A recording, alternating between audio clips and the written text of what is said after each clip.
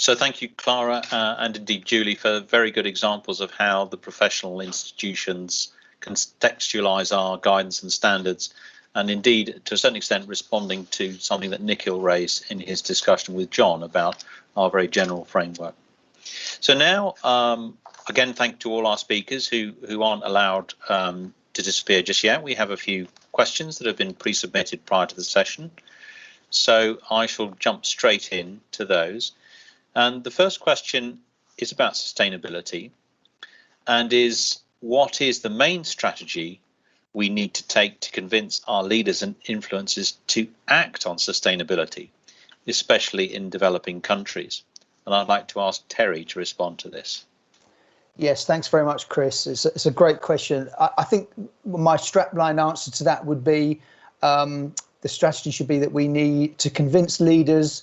We convince leaders by being leaders. We have as a professional opportunity to really set example here. So I'd say convince leaders by being leaders. It's about communicating clearly how we, the engineering profession, can help them deliver their publicly stated targets, provide advice and guidance, but then also importantly, hold them to account. I think measurement and reporting is vital, so we can have a part to play in that.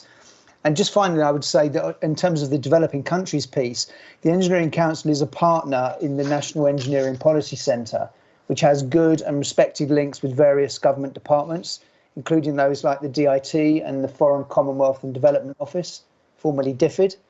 And also, let's remember that many of our stakeholders work in organisations that are global engineering companies with influence around the world.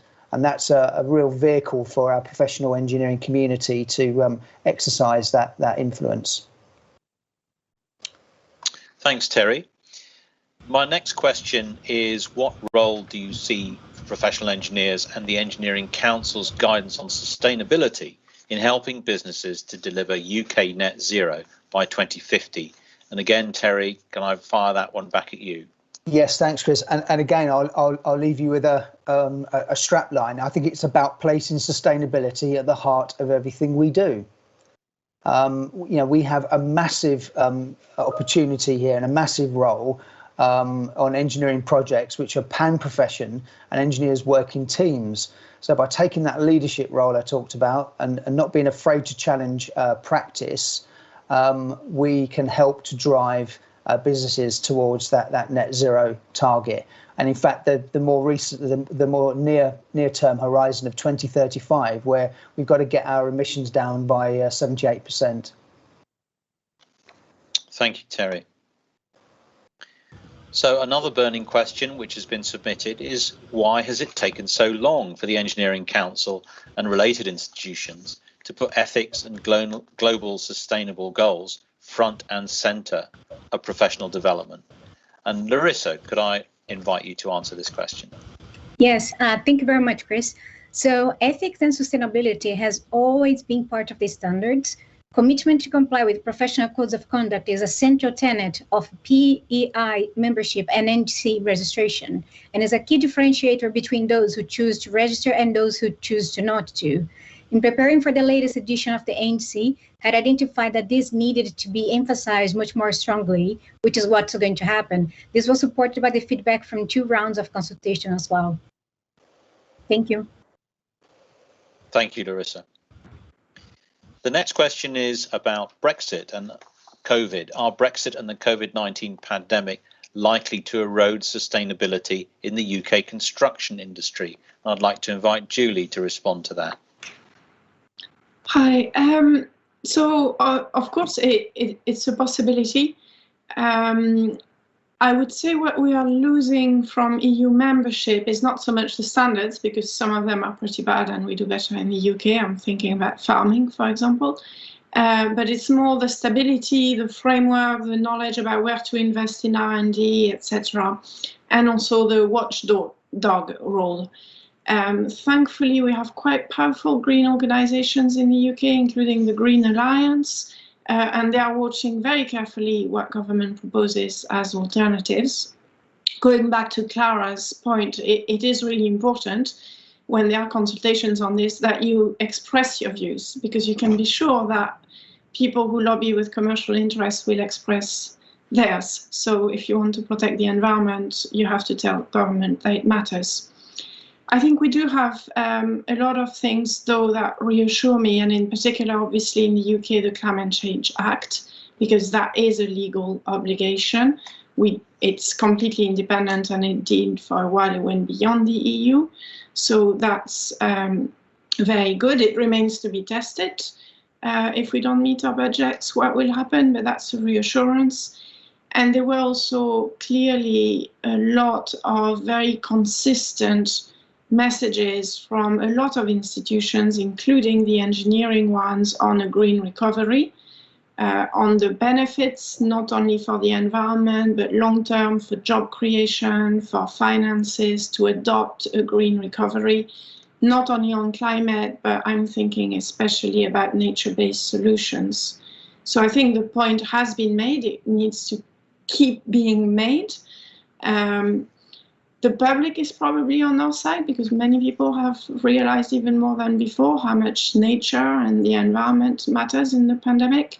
So an optimistic but cautious, we should be okay. But we do have to keep making the point, clearly.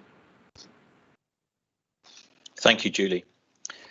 The next question, is it possible to summarise the benefits of professional registration in terms of how this may enable international recognition and career mobility for practicing engineers? And I'm happy to take on that one myself. Our standards, of course, have been highly regarded internationally for many years, and they're aligned with a number of established international benchmarks. So this means that the Engineering Council professional titles, along with our UK engineering degree and vocational programs, are recognised through a number of multilateral agreements and networks that include key countries from the Americas, Europe and Asia. So these agreements facilitate graduate and professional mobility. And the Engineering Council also continues to work closely with the UK government, particularly at the moment, to create opportunities for enhanced professional recognition within and alongside new free trade agreements and regional partnerships. Hopefully that will answer that question. And then the final one is, can we suggest some tools and examples that can be used in small scale projects like renewal work? And I'd like to invite Clara to respond to that.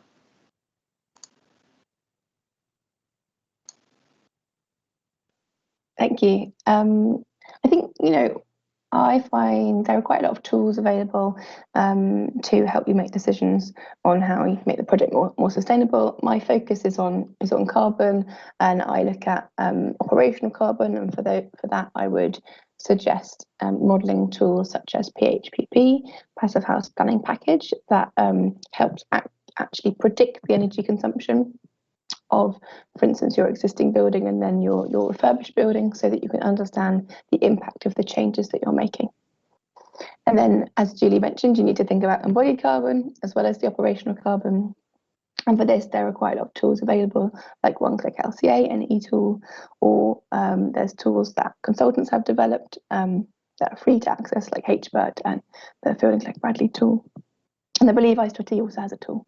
I haven't looked at it yet, but I think it's very good. So there's quite a lot of tools out there that are available to really help you inform those design decisions to make the kind of project as sustainable as you can. Thank you very much, Clara. So that brings us to the close of this event. I'd like to thank all our speakers, including John and Nikhil, and the panel, of course, answering questions, and those who submitted questions for us. I hope you found this an interesting session. I would invite you to respond with any suggestions or feedback on what you thought about today's event, which is at the bottom of your page, where there'll be a link to a survey that you can fill out. I'd also, of course, emphasize that most of the documents and links indeed to the professional engineering institutions can be found on the Engineering Council web pages. And finally, an exhortation to broadly 3 types of delegate that we might have had today. The first is, of course, engineers who are already registered, and to encourage you to evangelize the timeliness and relevance of our standards and guidance that hopefully you will have been impressed by today. To those who are considering registration, is hopefully that you come away from today's session really perceiving the value in being a registered engineer, and also again evangelizing that to your colleagues. And finally, to those of you who are not practicing engineers but have connections with engineering projects or engineering services, is to appreciate the value that registration and the standards and the guidance that the Engineering Council provides, and the support that the professional institutions provide to engineers, to take away that value and to ask within your own organisations, should we be doing more to ensure that our engineering goods and services are delivered by organisations that have a commitment for their engineers to be registered, to follow our standards and to adhere to our guidance. So thank you all very much for your participation. And again, I hope you have found this an interesting and thought-provoking session.